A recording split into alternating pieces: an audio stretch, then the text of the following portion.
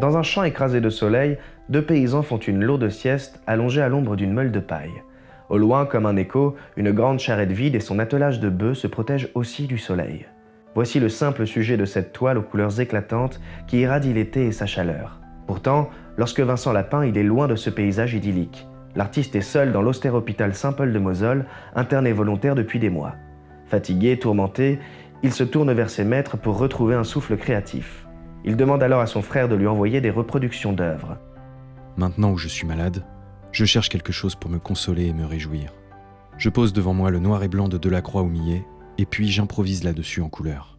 L'harmonie approximative des couleurs que je conçois intuitivement, même si elles ne sont pas tout à fait justes, c'est ma propre interprétation.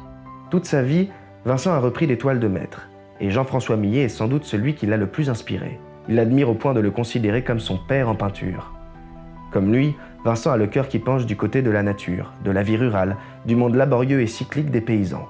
Comme lui encore, il aime aller sur le terrain peindre des heures et finir la journée aussi fatigué et abruti de travail que les paysans qu'il peint. C'est la toile de Millet intitulée La Méridienne dont Van Gogh s'inspire ici.